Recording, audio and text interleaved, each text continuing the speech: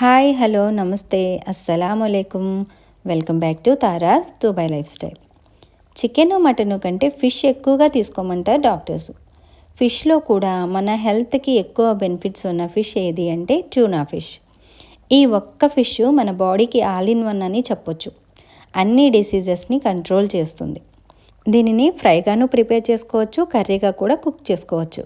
Curry అయితే చాలా టేస్టీగా ఉంటుంది.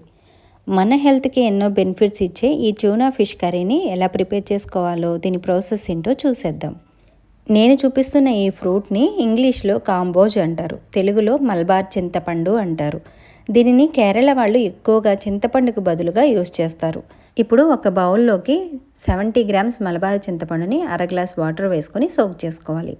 ఇది అవైలబుల్గా లేని వాళ్ళు దీని ప్లేస్లో చింతపండును కూడా యూస్ చేసుకోవచ్చు. ఇలా దీన్ని ఒక 15 నిమిషాలు పక్కన పెట్టుకోవాలి. ఇప్పుడు స్టవ్ పైన కడాయిని పెట్టుకొని 4 టేబుల్ స్పూన్ల ఆయిల్ని వేసుకోవాలి. ఆయిల్ హీట్ అయిన తర్వాత 1 టీ స్పూను ఆవాలు, 1 టీ స్పూను జీలకర్ర, 1/2 టీ స్పూను మెంతులు, 3 రెమ్మల కరివేపాకుని వేసుకొని 1 నిమిషం పాటు ఫ్రై చేసుకోవాలి. ఇవి కాస్త ఫ్రై అయిన తర్వాత తురిమి పెట్టుకున్న 3 ఉల్లిపాయల తరుగుని వేసుకొని ఒకసారి కలుపుకొని మూత పెట్టేసి ఒక 3 నిమిషాలు లో ఫ్లేమ్లో కుక్ చేసుకోవాలి. ఉల్లిపాయల్ని ముక్కలుగా కట్ చేసుకునే కన్నా ఇలా తురిమి పెట్టుకుంటేనే ఈ ట్యూనా ఫిష్ కర్రీ చాలా టేస్టీగా వస్తుంది. 3 నిమిషాల తర్వాత చూడండి, ఆనియన్స్ ఇలా సాఫ్ట్గా అయితే సరిపోతుంది. ఇప్పుడు ఒకసారి కలుపుకొని దీనిలోకి 1.5 స్పూన్ల అల్లం వెల్లుల్లి పేస్ట్ని వేసుకొని అల్లం వెల్లుల్లి పేస్ట్ పచ్చివాసన పోయేంత వరకు ఫ్రై చేసుకోవాలి. ఇలా ఒక 2 నిమిషాలు ఫ్రై చేసుకున్న తర్వాత దీనిలోకి 1/2 టీ స్పూను పసుపు, 2 స్పూన్లు కారం, మీ దగ్గర అవైలబుల్గా ఉంటే 1 స్పూను కాశ్మీరీ రెడ్ చిల్లీ పౌడర్ను కూడా వేసుకొని రుచికి సరిపడినంత salt, 1 teaspoon garam masala, 1 teaspoon గసగసాలు ధనియాల పౌడర్ను కూడా వేసుకొని వీటన్నింటినీ 1 నిమిషం పాటు బాగా ఫ్రై చేసుకోవాలి.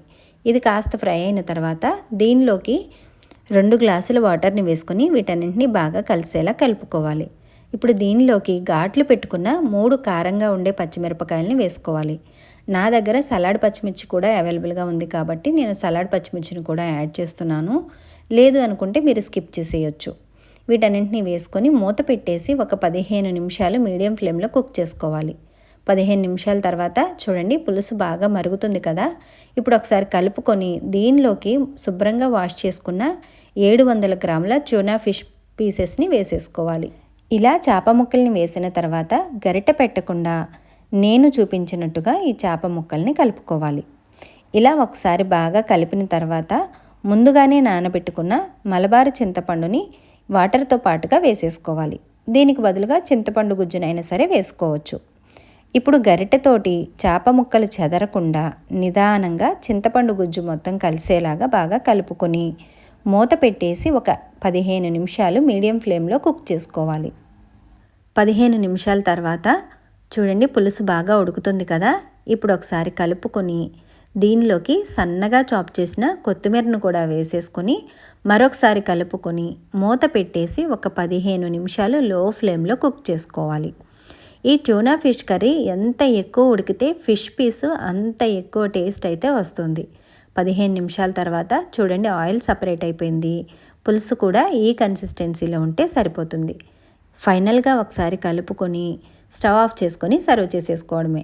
ఫిష్ కర్రీని అప్పటికప్పుడు వేడివేడిగా తినే కన్నా నెక్స్ట్ టైం మార్నింగ్ తింటే పులుసు టేస్ట్ ఇంకా బాగుంటుంది.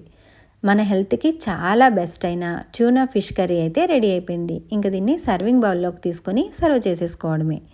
నేను చేసిన ఈ ఫిష్ కర్రీ మీకు ఎలా అనిపించిందో కామెంట్ చేయండి. నేను చేసిన ఈ ఫిష్ కర్రీని లైక్ చేయండి, అలాగే మీ ఫ్రెండ్స్ అండ్ ఫ్యామిలీతో షేర్ చేసుకోండి. ఇలాంటి మరిన్ని రెసిపీస్ కోసం నా ఛానల్ని తప్పకుండా సబ్స్క్రైబ్ చేసుకోండి. Thank you. అల్లా హాఫీజ్.